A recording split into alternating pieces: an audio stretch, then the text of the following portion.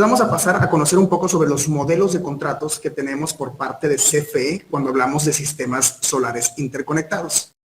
Entonces, los modelos de contrato nos vamos a referir a cómo nos van a pagar por la electricidad que estoy inyectando, o si nos van a pagar o no nos van a pagar. Porque pues a lo mejor y nos pagan, ¿no? Entonces, es lo que vamos a ver ahorita, cómo son los esquemas que tenemos con CFE y la interconexión de energía solar. Entonces, lo primero es que tenemos que entender un poco de cómo va a funcionar esto de la energía solar. Tenemos dos tipos de sistemas. Tenemos los sistemas aislados, que son los típicos sistemas que vemos en rancho, que son en base de baterías, y también tenemos los sistemas interconectados. Ahora, ¿qué es lo que está de moda o qué es lo que seguiría en la tecnología? Va a ser una mezcla de estos dos. Vamos a tener los sistemas híbridos. Estos sistemas híbridos es el nuevo concepto, es lo nuevo que viene en la industria solar y sobre todo por los apagones que hemos visto. Y al rato vamos a conocer si CFE empieza a cambiar un poco los modelos de contraprestación, pues los sistemas de almacenamiento de baterías van a ser cada vez un poco más importantes. Entonces, ¿qué es lo que veremos? Primeramente vamos a pasar a ver lo que van a ser los sistemas interconectados. ¿Qué significa un sistema interconectado? Bueno, hay que entender, y a veces nos batallamos un poco, que es entender que los sistemas interconectados van a funcionar como una fuente de corriente. ¿Qué significa eso? Yo me voy a conectar a la red de CFE y ahí voy a ponerme a su voltaje y a su frecuencia. Estoy entrando gente y sigo aceptando y por eso me distraigo un poco. Ok, ¿qué significa que vamos a estar como fuente de corriente? Yo la verdad, no sé ustedes ingenieros, pero a mí en la universidad batallé muchísimo para entender lo que era una fuente de corriente. Entonces, tenemos la onda de CFE, de voltaje, a través del tiempo, y lo que va a hacer los sistemas interconectados es que el voltaje de CFE me lo va a mantener tal cual funciona en la red actual. Lo que le vamos a inyectar va a ser entonces corriente. Vamos a respetar el voltaje y la frecuencia que tiene CFE y los inversores se van a interconectar y van a inyectar corriente. ¿Cómo van a lograr eso? Bueno, lo tienen que lograr porque los módulos solares, supongo que esto ya lo saben todos, van a funcionar en corriente directa.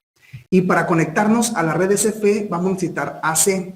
¿Cuáles son los problemas que nos generan los AC? Bueno, van a ser problemas sobre todo de calidad de energía, como ya se lo imaginarán. Al final son sistemas muy parecidos a los que van a ser los drivers y esto me puede generar un poco de ruido al inyectar a la red. Y este ruido pues me puede generar problemas al final cuando tengo muchísimos sistemas solares interconectados. Pero por lo general van a ser sistemas que no van a generar problemas a la red o lo vamos a ver adelante. Van a funcionar a través de MOSFETs. Los MOSFETs van a permitir que la corriente de DC se convierta en AC. Y un poco de cómo funciona. ¿Se acuerdan de esos voltajes? Cuando hablamos del voltaje de 220 en CFE, pues a veces se nos olvida, o a mí se me olvida también, que hablamos de 220 pero volts en RMS, en root mean square. Pero al final de cuentas, el voltaje realmente que tenemos en la onda sinusoidal de CFE van a ser 220 volts por raíz de 2. Y esto me va a generar, no más el número exactamente, pero como 320, algo así. Entonces, este es el voltaje realmente al cual la energía solar va a estar inyectando. Es este voltaje más unos 30 volts extras para tener diferencias de potencial para que la corriente fluya de mi sistema solar hacia CFE. Entonces, si este fuera el sistema fotovoltaico, siempre se va a mantener un poquito arriba del voltaje de CFE. Y esto va a hacer que la corriente siempre vaya de mi sistema fotovoltaico hacia las cargas que tiene mi instalación. Es por eso que los sistemas, y es muy importante que como ingenieros entendamos esto, que los sistemas donde yo instale energía solar, automáticamente el voltaje del lugar se va a elevar un poco. Y esto es muy crítico cuando hablamos de sistemas o lugares como los lagos, como La Joya, donde son colonias con transformador propio que tienen un transformador estilo unicornio o split phase. Entonces tenemos la bobina, tenemos el voltaje que supone que deberían dejar 120 volts para tener 240 en los extremos. Pero lo que hacen es que nos dejan 127 en un extremo y terminamos con voltajes de 254 a 258 entre línea y línea. El problema es que si le metemos energía solar todavía en los meses de invierno, estas colonias van a llegar a voltajes de 270 volts. Y esto ya es muy peligroso tanto para los electrónicos de la casa como para los propios inversores que les vamos a meter de la energía solar. Entonces, ¿por qué tenemos este aumento de voltaje al meter la energía solar? Pues va a ser porque, como es una fuente de corriente, para poder inyectar corriente tenemos que subir un poco el voltaje del inversor hacia el voltaje de la red. Pero el voltaje de la red no es el 220. El voltaje en punta va a ser el 220 por raíz de 2, que es el voltaje pico, más unos 30 volts para que puedan inyectar. Y se los comento porque es importante entender estas cosas para la solución de los problemas. Ahora, un poco más centrados en la plática. ¿Cómo ahorran los sistemas solares? Yo creo que ustedes, o la mayoría de ustedes, ya entienden un poco de cómo funciona el ahorro de la energía solar, pero es fácil. Los módulos solares van a poner en DC, van a pasar la potencia hacia el inversor. El inversor va a agarrar la energía DC y la va a convertir a AC y la va a inyectar hacia las cargas. Pero acuérdense, va a ser el voltaje de CFE, más unos 2 volts, al final de cuentas. Eso hace que la corriente fluya del inversor hacia las cargas o al centro de carga. Si hay demanda, se va hacia las cargas, y si está arriba la energía fotovoltaica, que la energía que está emanando la casa, se va hacia la red. Y de la red pasa a los vecinos o sube el voltaje y se va hacia la red de distribución de CFE. Entonces, este es un sistema muy básico, es como funcionan los sistemas solares del inversor hacia el centro de carga y del centro de carga pasa hacia las cargas. Es algo muy diferente como teníamos antes que pues nunca fluía nada, siempre era de CFE hacia adentro. Y ahora tenemos también una fuente de potencia o de corriente, porque el voltaje está dado por la red dentro de mi domicilio. Algo que es muy importante recalcar en esto es que las instalaciones tienen que ser extremadamente seguras. Si yo instalo, o como he visto muchas veces, una instalación muy mala del lado de las cargas, tengo aquí el breaker que va a proteger la instalación. En la parte de los sistemas solares no es exactamente así, porque tengo el problema que si yo cometo un error aquí, un cable, no le puse monitor, jalé, se desprendió por no estar bien instalada o no tener los monitores, usé cable THW y los voltajes pueden llegar a 900 volts. El problema va a ser que el arco que suceda entre estos puntos, si hay sol, no hay nada que lo detenga. Actualmente en la legislación, hasta que no pase la 2018, no hay nada de realmente protección entre el panel solar y el inversor. Hay unos fusibles, pero esos fusibles la verdad que no sirven para madres. Entonces, la única protección que tenemos en esto va a ser una instalación de calidad. Ahora, ¿qué son las contraprestaciones? Como yo lo vimos ahorita, le estoy dando energía a CFE, pues nada es gratis, ¿no? Yo estoy esperando que CFE me devuelva algo a cambio. Si contamos que el edificio consume energía, pero también le estoy entregando energía a CFE, pues vamos a esperar algo a cambio. Entonces, ¿qué pasa con la energía que va a través del medidor? Pues esta potencia va hacia el vecino, hacia el otro vecino o pasa a las redes de distribución. Y si llega a ser mucho, que lo dudo, pues puede llegar hasta las redes de transmisión. Entonces tenemos que tener un beneficio por esa energía que yo le estoy de alguna manera entregando a CFE. Y vamos a ver cuáles son esos beneficios. Tenemos diferentes tipos de medición. La primera medición va a ser la de medición neta. ¿A qué se refiere con medición neta? Bueno, va a ser el total en kilowatts hora. Los medidores para interconexión que hablen de medición neta tienen dos lecturas. Va a ser la lectura entregada por CFE hacia la casa o hacia la empresa, lo que sea, y la energía recibida por CFE, es decir, la que yo le di y por la que espero que me compense de alguna manera. Al final del mes va a haber una lectura y se va a tomar la diferencia entre las dos. Es decir, nos dice en las disposiciones de la CRE, la medición neta, el total de kilowatts hora va a ser los kilowatts hora que yo recibí por CFE menos los kilowatts hora que le entregué. Oye, pero si entregué más de los que recibí, ¿qué va a pasar? Cero, el máximo, el mínimo, entre cero o esta suma. Entonces CFE nunca me va a poner negativos. Me va a tomar como cero y me los puede mandar al siguiente mes. Ese es cómo funcionan los esquemas de contrato. ¿En qué tarifa sucede este intercambio? Bueno, realmente es en todas las tarifas. Ya hablemos de tarifas domésticas, comerciales, en media tensión, agrícolas, de alumbrado público, la que sea, tenemos estos beneficios. Simplemente hay unas más fáciles que otras de entender. Por ejemplo, cuando hablamos de tarifas domésticas o comerciales, son más fáciles. ¿Por qué son más fáciles estas dos? Porque los medidores nomás tienen dos lecturas. Tiene el 1.8.0, que significa lo que he consumido desde que me instalaron el medidor. El 2.8.0 es lo que he entregado a CFE desde que me instalaron el medidor. Si quiero saber cuánto consumió esa casa o cuánto se ahorró ese mes esa casa, pues nomás saco la resta de las dos. El consumido menos lo entregado. Y de esta manera, pues ya puedo ver exactamente cuánto es lo que estoy entregándole a CFE. Por ejemplo, una casa, vamos a decir que una casa consumía 1500 kilowatts hora. El sistema solar generó 800 kilowatts hora. La pregunta que tenemos que entender es, ¿importa a qué hora se generó? Si se generó a las 3 de la mañana, a las 4 de la tarde, a las 12 del mediodía.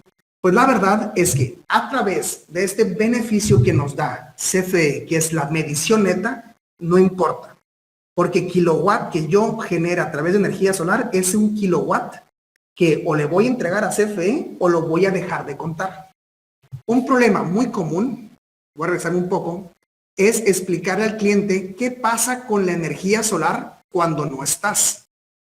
O les dije que CFE tiene dos mediciones. Entonces, si aquí estoy consumiendo yo 800 watts y mi sistema está produciendo 1500, ¿qué va a pasar con el resto de los watts? ¿Hacia dónde se van? Pues el sistema produce 1500, este demanda 800 y el resto se va hacia CFE. El problema es que si produje esto durante una hora, voy a tener 1.5 kilowatts hora. Pero mi sistema va a medir, el sistema consumió, o la casa consumió 0.8 kilowatts hora y solo aboné 0.7 kilowatts hora. Entonces el cliente dice, oye, ¿por qué me aparece que solamente generé 0.7 en mi recibo? No, espérame. No es que hayas generado solamente 0.7. Lo que sucedió es que tú generaste 1.5 kilowatts hora, pero tus cargas internas consumieron 0.8 kilowatts hora y CFE solamente dio 0.7. Ese es un tema bastante común ante el entendimiento de la energía solar. No todo lo que produces pasa a través del medidor en la medición neta. Y esa es la ventaja. Que alimentas primero las cargas locales y luego lo sobrante se va a CFE, pero CFE te lo toma uno a uno. Entonces, no importa qué horas generó, el sistema va a ahorrar. Entonces, tenemos que el final va a ser kilowatts hora, 700 kilowatts hora al final del mes. ¿Qué pasa con el recibo? Bueno, el recibo se va a componer en diferentes partes. Tenemos el consumo, el bajo, el intermedio y el excedente en los meses de invierno. Si yo divido los 1500 kilowatts hora que consumió esa casa, se va una parte a intermedio, abajo, otra a intermedio y el resto se va a excedente. El total en pesos fueran 4,000 pesos. Si la casa esa misma genera los 800 kilowatts hora, la misma casa, ¿cuánto pagaría al final de mes? 1,600. ¿Por qué? Y esa es la técnica o el truco de la energía solar. Es pegarle solamente al excedente. Porque el excedente es el kilowatt caro en las casas. Entonces, con 800 kilowatts hora que produje de mi sistema solar, estoy ahorrando más o menos unos 2,400 pesos por el tiempo de vida del sistema. Ahora, ¿qué pasa en verano? En verano es un poco diferente. ¿Por qué? Porque tengo mis escalones de subsidio, pues que funcionan de otra manera. Tengo más kilowatts. Entonces, los mismos 800, si la casa consumiera también 1,500 kilowatts hora en verano, pues la tarifa fuera de 1,400 sin energía solar y de 500 pesos con la energía solar. Entonces, solamente ahorro casi 900 pesos. De pasar de 2,500 a 900 hay mucha diferencia. Entonces, por eso es importante entender un poco las contraprestaciones y cómo funcionan. Le van a impactar al recibo, pero le van a impactar de los 1,500 que estaba consumiendo, le resto los 800, ahora van a ser 700. Y va a importar mucho cuánto consuma, sobre todo en la parte de excedente, porque el excedente es el que se cobra caro. Y entre más caro se cobre, el ahorro que generes, pues mejor ganancia es. Ahora, la medición neta hace que CFE sea como nuestra batería. ¿Cuánto vas a ahorrar en dinero en las tarifas que son sobre todo que no tienen escalones? Pues vas a ahorrar proporcional a lo invertido.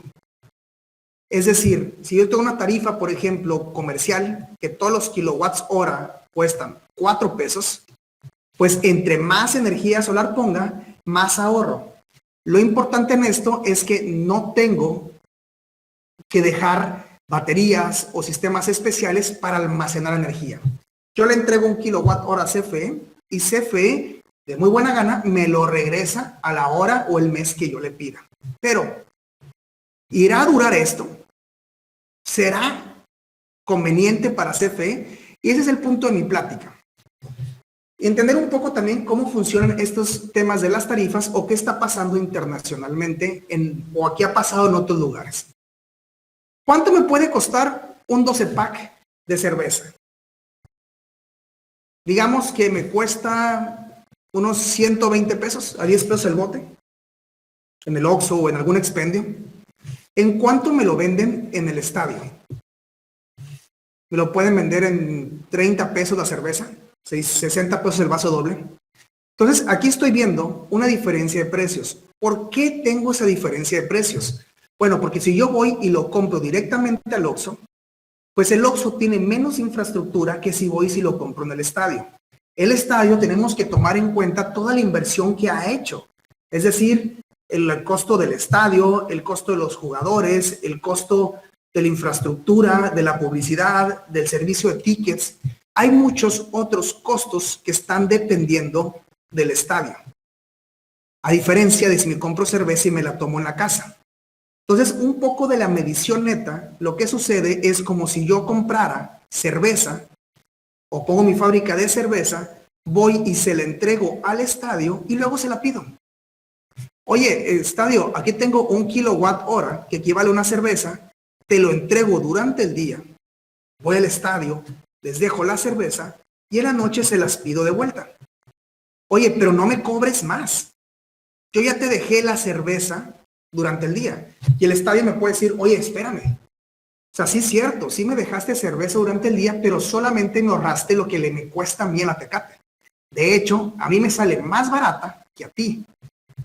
Al estadio le puede costar, en vez de los 120 pesos, le puede costar 90 pesos el 12, porque compra gran volumen. Es muy parecido a lo que sucede con CFE. Cuando yo hago la medición neta, yo le estoy entregando 1 kilowatt hora, pero las líneas de transmisión, las líneas de distribución, las líneas en baja tensión, las plantas de generación, el personal de CFE, la corrupción que lleva todo esto también, ahí sigue. Entonces, es muy importante darnos cuenta de eso. Ahorita lo que tenemos por parte de CFE a través de la medición neta es un beneficio que en pocos lugares existe. También no podemos decir que en todo el mundo la energía solar funciona de esta manera.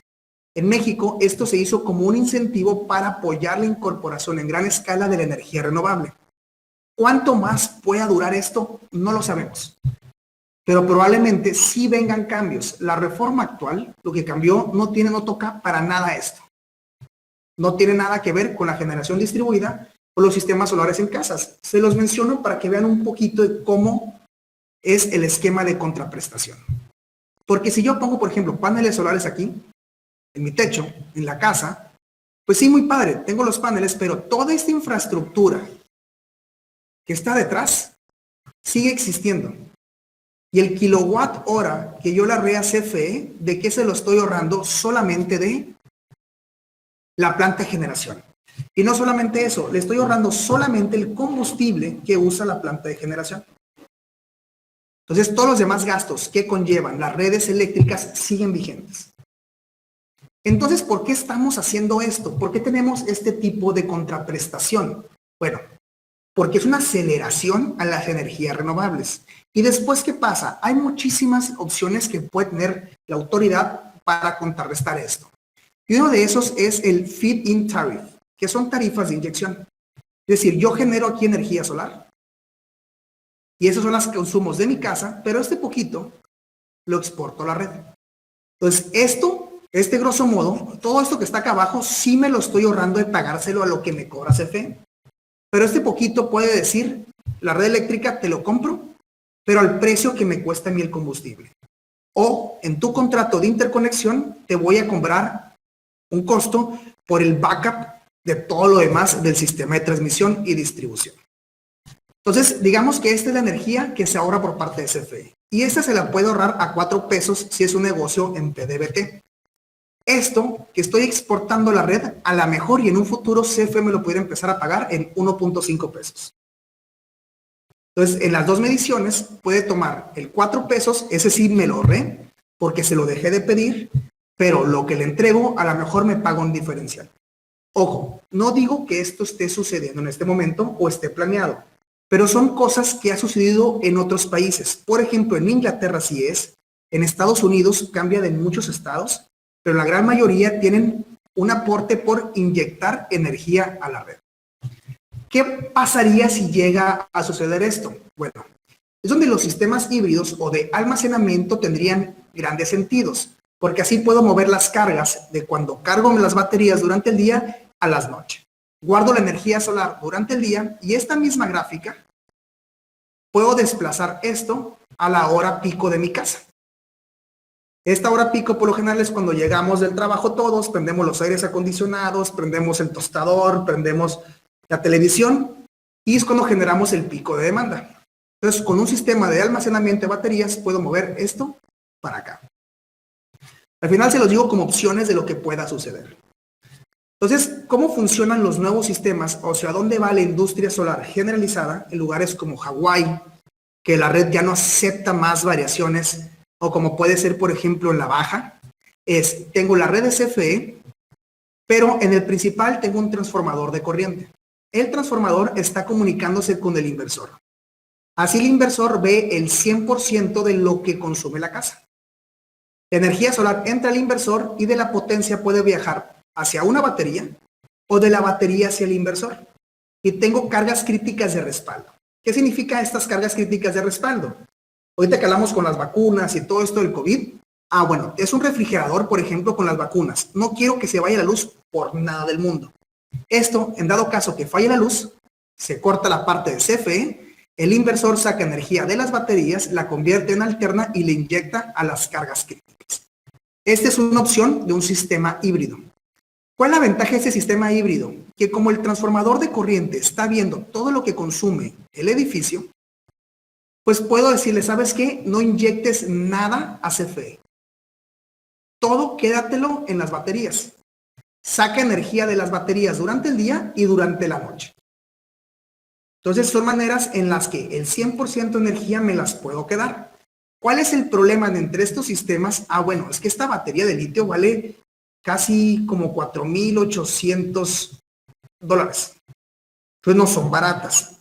Pero a largo plazo puede ser muy interesante y sobre todo en el desarrollo de proyectos, dejar sistemas de backups a través de inversores solares en vez de generadores de emergencia. Sistemas que entren con energía solar, que hagan el cambio de CFE a las baterías y alimentes hacia las cargas críticas. Y si cambia el sistema de interconexión o los contratos, podamos abastecerlos de las baterías. Pero los sistemas híbridos son sistemas con baterías principalmente de litio. Sí hay de plomo ácido, que son las tradicionales, pero pues por la mejoría que ha habido con los carros eléctricos, pues las de litio van mucho más adelante. Los sistemas pueden funcionar en muchos casos sin red de CFE, pero también puedes limitar cuánta energía le entregas a CFE si te la están pagando más barata. Y puedes usar a la red de CFE como un respaldo. Es decir, que casi todas tus cargas provengan de la batería, pero pues tengo a CFE en caso de que sean días nublados o días que no convengan. Así ya tenemos entonces algo que era impensable, es decir, tener sistemas autónomos solares en colonias, en casas caras, pero sin tener que abastecer el 100% de la carga a través de las baterías. Es solamente para cargas críticas y para no inyectar la CFE y bajar el consumo. La cero inyección, que es el que le estoy comentando eso, también hay que ver un poquito en las cuestiones administrativas, ya que para interconectarte actualmente o poner tu sistema de energía solar a la frecuencia y al voltaje CFE, todavía requerimos de un permiso. o del contrato de interconexión con CFE. No hay un contrato de interconexión que sea solamente para inyectar o para no inyectar. Al final de cuentas tendría que sacar el contrato. Entonces no tiene mucho sentido esto si CFE se vuelve mi batería. Pero en las disposiciones administrativas de la CRE dicen que el 5% de la energía solar es libre en generación distribuida. Una vez que pasa del 5% del total de la energía producida en el país a través o de las zonas con energías distribuidas, ahora sí, va a haber controles y se va a buscar que los sistemas solares también formen parte activa de la generación de electricidad y del control del SENACE. Ahorita vamos a hablar un poquito más de eso. Tenemos dos modelos de contrato extras. Aparte de lo que es la medición neta, tengo la venta total. ¿Qué significa esto? Aquí tengo mis paneles solares, pasan al inversor y del inversor pasa a un medidor. Este medidor registra el 100% de lo que produce el sistema solar y me lo va a pagar. Me lo va a pagar algo que se llama precio marginal local.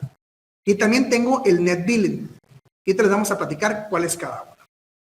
La venta total se te paga de acuerdo al precio marginal local. ¿Y qué es esto? Es el nodo, es el precio que tiene la electricidad en ese nodo. En ese punto o en esa subestación específica en la que estás interconectado, es cuánto cuesta. Es decir, en lugares donde tengo muy buena generación, hay muy poca congestión y está muy bien la electricidad, pues el precio va a ser muy barato. En lugares con poca generación y mucha congestión, te van a pagar más. En Hermosillo, la verdad es que el precio marginal es $1. Entonces, realmente no conviene hacer contratos de venta total. La otra es que por más que quieras hacer venta total, CFE no te lo va a pagar. Es una realidad que tenemos en la industria y es que de por sí les cuesta a CFE descontarte kilowatts, ahora que te suelte un cheque, olvídenlo. O sea, vienen las leyes, están los procedimientos, pero es algo que la verdad es como un yeti. Nadie ha visto. El net billing es otro modelo de contrato donde tengo dos medidores. A un medidor le meto la energía solar y de otro medidor le saco las cargas que va a tener el centro o la industria o lo que yo tenga. Entonces, un medidor va a registrar cuánto va hacia CFE y otro registra cuánto inyectas. Al final, esto se convierte en pesos y te llega una factura de la resta de lo que consumiste menos lo que inyectaste. Y esta puede ser a tu favor o a favor de CFE. La diferencia es que lo que tú consumes de CFE te lo vende a $3 y lo que tú le inyectas a CFE te lo paga a $1. Entonces, pues estás perdiendo $2. Al final de cuentas, es otro tipo de contrato de interconexión que casi no se usa. ¿Y qué está pasando? ¿Por qué tanta confusión con el tema o el mercado eléctrico? Porque el gobierno actual, es una verdad, ingenieros, no les gustan las energías renovables. ¿Y por qué no le gustan las energías renovables? Porque, pues al final de cuentas, no favorece a CFE. Los suministradores de servicios básicos, decía la ley de la industria eléctrica, y decía, ¿por qué es lo que se cambió? Estaban obligados a comprar el total de su energía a través de subastas. ¿Cuál es la diferencia entre una subasta y una licitación? Las subastas de energía eléctrica eran abiertas. Es decir, tú querías generar una planta de electricidad y escogías un nodo, un punto de interconexión, un tipo de tecnología y subastabas por precio. Al final, todos los precios de todos los competidores eran públicos. La ventaja de la subasta es que es mucho más transparente. Es decir, oye, si yo subasté a $1 el kilowatt y mi competidor lo subastó a 1.15, ¿por qué ganó él si el mío era más barato? Al final compites en mismas circunstancias. No había como cláusulas en licitaciones que diga, y el director general tiene que llamarse Juan. Y creo que todos aquí como ingenieros hemos participado en alguna licitación y todos sabemos que las licitaciones están súper amarradas. Es más, a tal punto que la planta de Agua Prieta, sí saben que la vendió un zapatero en Texas, ¿no? Y cuando quisieron instalar la turbina, echarla a andar después de 4 años instalada o más, no estaba. En papel sí estaba la turbina, pero al final nunca llegó. Entonces, son esos los problemas de las licitaciones. ¿Y cuáles eran las ventajas de las subastas? ¿Por qué a CFE no le gustan las subastas Y es porque CFE, y cuando vinieron las cámaras de diputados y todo eso, era muy falso lo que decían que CFE estaba obligado a comprar electricidad a particulares. No es cierto. CFE sí podía comprarle a CFE Distribución, CFE Generación, siempre y cuando fuera la más barata. Lo que obligaba a las subastas es a comprar el más barato. No obligaba a comprarle a alguien. Ahora, CFE, suministro básico, sí podía comprarle a CFE Generación, siempre y cuando fuera el mejor precio. Pero, pues para generar el mejor precio en las subastas, tienes que ser muy, muy, muy, muy eficiente, porque estás compitiendo con lo mejor de lo mejor. Y es algo que ya sabemos, que la eficiencia en precios, pues CFE no siempre ha sido lo mejor.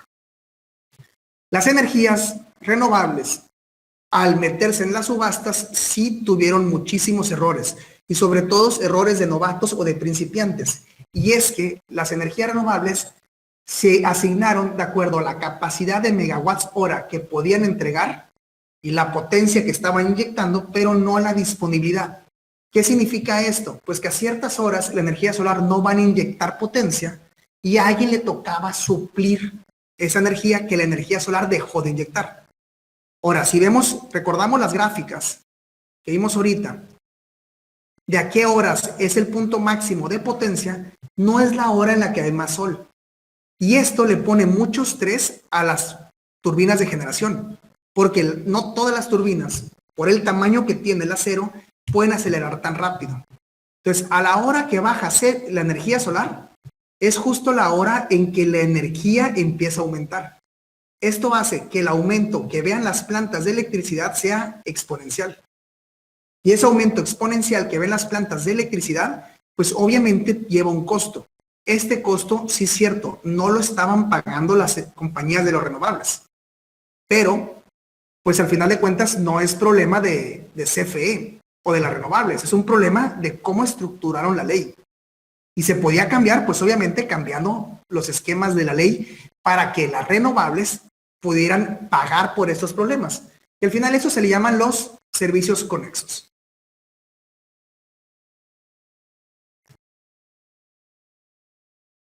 ¿Ok? En otros países, cuando se hacen las subastas de generación, también se le asignan subastas a las plantas de generación con rápida aceleración. ¿Cuáles son las plantas de generación con rápida aceleración? 1, hidroeléctricas. ¿Por qué? Porque el agua tiene una potencial increíble y en un segundo abres la compuerta y estás generando electricidad. El metal de las plantas hidroeléctricas no tiene problemas de contracciones y dilataciones, como pueden ser las turbinas de generación a vapor o las de gas. Pero también tenemos turbinas, como las turbinas de los aviones, que aceleran rapidísimo. Entonces, en otros lugares, cuando se hacen las subastas, también se le incluyen subastas o se les pide que tengan este tipo de plantas. O la otra es almacenar la energía en presas. Si yo tengo un exceso de energía solar que me está causando problemas y yo tengo mi presa elevada, pues subo el agua del río o donde tenga el depósito de agua hacia la presa con unas bombas y en la noche o cuando se necesita la energía, pues saco de la presa y la paso por la misma bomba que al revés me funciona como turbina de generación. Entonces son otros esquemas que han funcionado para mantener la estabilidad de las renovables. Para la asignación de las plantas. Otro cambio que tuvo esta reforma con las energías renovables es que antes de la asignación de las plantas se funcionaban a través de un despacho por mérito económico. ¿Qué significa esto? Primero funcionan las que son más baratas. Entre más eficiente seas al funcionar, entre menos cueste tu generación, eres la primera en entrar. Entonces, si vemos aquí los costos por electricidad, pues las renovables son las energías más baratas. ¿Por qué? Porque el combustible no cuesta. Después tenemos la energía nuclear, los ciclos combinados, las carboeléctricas y las plantas con turbinas de combustión. Es decir, esta es la basura que nos tiran ahorita, que quieren tirarnos, el combustóleo. Son las plantas más caras y más contaminantes. Ahora, si la energía es poca, ¿cuál se debería de usar? Pues principalmente pues las que no puedas apagar, las nucleares. En la noche y a mediodía que yo tengo las renovables, pues que funcionen las renovables. Y entre más energía se esté usando en ese momento, entran a funcionar las plantas más y más costosas. De esta manera mantenemos el equilibrio de la oferta y la demanda pero tratamos de usarlas de muy contaminantes solamente unas horas al día. Y las que son las más verdes, porque son las más baratas, pues las usamos más horas. ¿Cómo se llega a este precio? De acuerdo a la curva de la oferta y la demanda. A lo mejor ya lo saben estos ingenieros, pero pues creo que es importante entender qué cambió con el despacho económico. Aquí, en la demanda, ¿quién está dispuesto a pagar muchísimo por electricidad? O sea, si la electricidad es poca, ¿a quién le tocaría? Y yo me pongo a pensar aquí en Hermosillo, por ejemplo, Frigorífica Contreras. ¿Cuántos millones no tiene congelados en su cuarto frío? Entonces saldría más barato pagar mucho de electricidad si la electricidad es poca y no perder todo lo que tienen congelado en su cuarto frío. O un hospital o alguna industria que surta Ford y que tenga multas muy grandes por no surtir. Y así vamos bajando de precio hasta llegar a industrias que a lo mejor dicen, yo tengo un proceso, tengo almacenado producto, si no está barata la luz, no lo echo a andar. Y por otro lado tenemos plantas, entran las renovables, luego entran las hidroeléctricas, luego entran las de ciclo combinado y luego entran las carboeléctricas. Donde se junta la oferta y la demanda, ese es donde se fija el precio. Las renovables pues ganan todo este margen. Después siguen las hidroeléctricas, ciclos combinados y así nos vamos.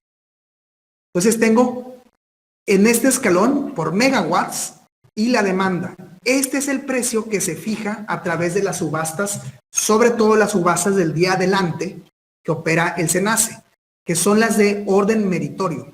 Se basa de acuerdo al precio. Entre más barata sea tu energía, más probabilidad tienes de operar la planta ese día y obviamente pues cobrar el cheque por funcionar. Esto le da un premio a la eficiencia. Entonces, ¿qué pasa cuando empiezan las renovables que desplazan los precios? Anteriormente entraban las plantas muy contaminantes, pero al tener energía solar se recorre todo a la derecha y entran plantas menos contaminantes. Esta es una ventaja para el medio ambiente.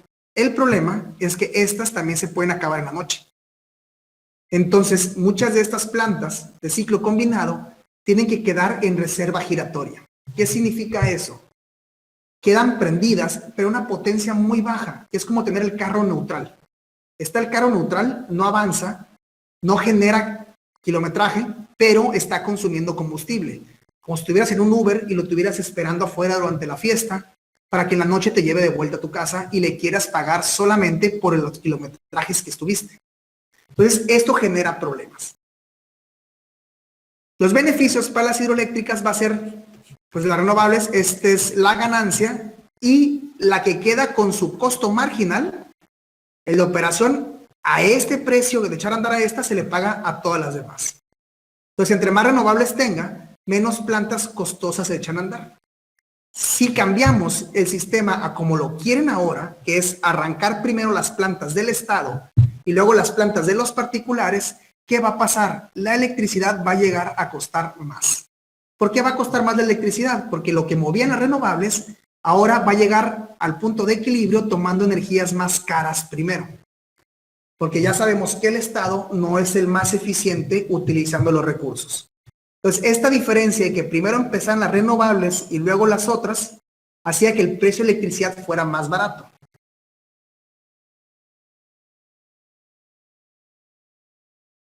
Ahora, en general, pues esperamos ver que el costo de las tarifas aumente un poco.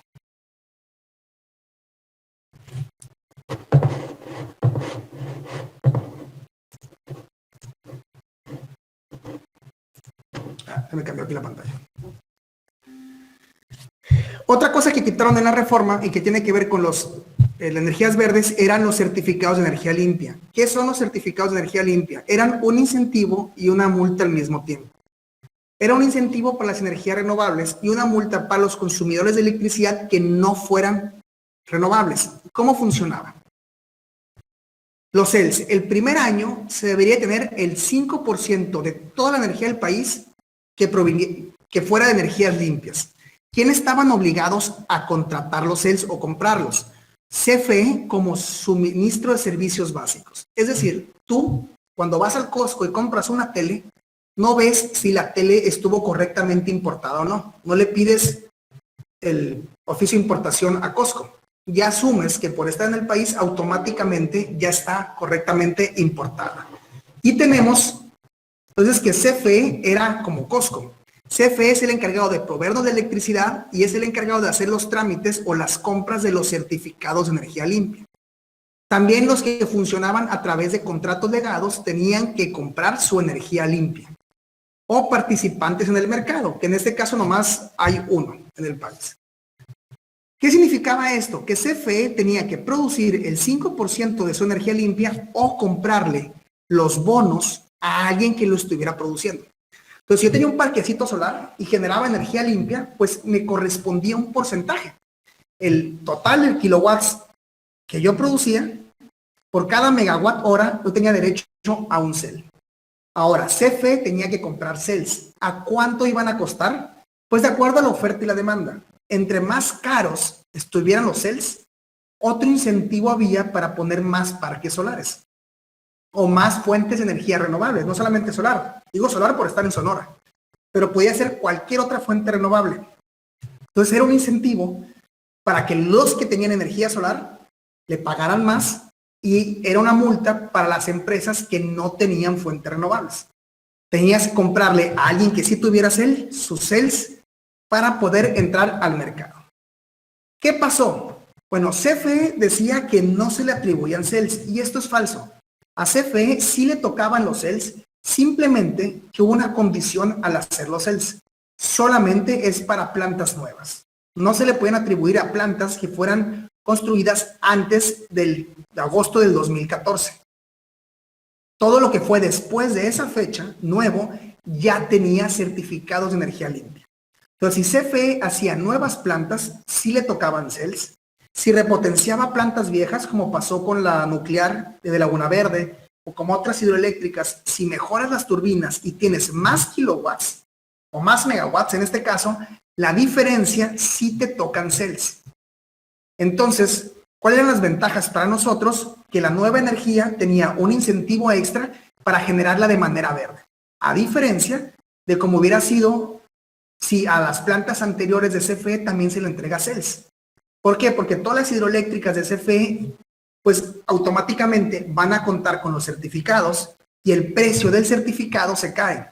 Porque si abundan los certificados, pues el precio van a ser 5 pesos.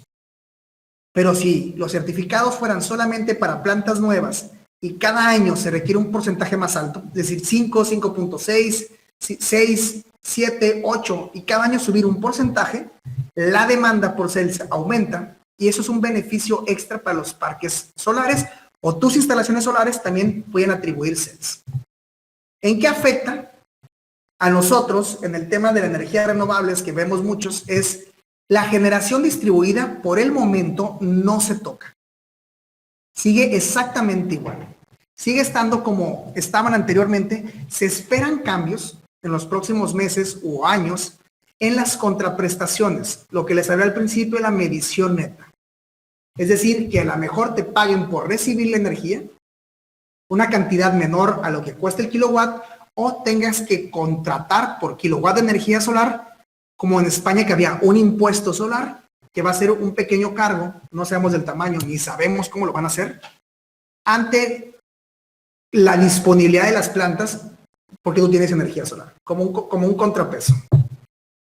Hay que recordar que esto lo regula la autoridad, es decir, la CRE. La CRE, en lo que es la ley de la industria eléctrica, es la que le da el poder de poner los precios. Y la CRE puede poner, el detalle de este es que no necesitan, para cambiarle el esquema de tarifas, pasar por todo lo que pasamos ahorita. Es decir, que la reforma o los cambios. Automáticamente la CRE puede emitir en su junta o órgano de gobierno las DACs para que esto suceda. ¿Qué va a pasar con las instalaciones solares que ya tenemos actualmente o la gente que las ha instalado? Como no son ley, se cambian las condiciones de servicio y esto sí puede ser retroactivo. Es decir, pueden cancelarte el servicio actual y obligarte a tener uno nuevo. Si no te gusta, te cambias de proveedor, como sucede con el cable, con Telcel, con Facebook, con todo esto. Sinceramente, veo muy difícil que los cambios sean muy drásticos, sobre todo porque al final, como ciudadanos, también somos votos. y no le conviene a la autoridad o al gobierno en turno, pues hacer cambios muy drásticos que afecten fuertemente. Lo que puede haber es que los próximos contratos de interconexión cambien un poco las normas. ¿Qué pasaría con las instalaciones existentes? Tendrían que ajustarse a la nueva modalidad. Pero ojo, esto no ha pasado. Actualmente seguimos exactamente como estábamos antes, sin ningún cambio en lo que va a ser la interconexión en baja tensión, en media tensión y las formas de contraprestación de CFE. Lo que les platiqué aquí es un poquito de qué podría pasar y qué ha pasado en otros países, mas no significa que sea lo que vaya a pasar. ¿Por qué? Porque no sabemos y probablemente ni ellos sepan. La CRE se quedó con una tercera parte de su personal y están trabajando a tope, buscando soluciones y no sabemos qué vaya a pasar exactamente.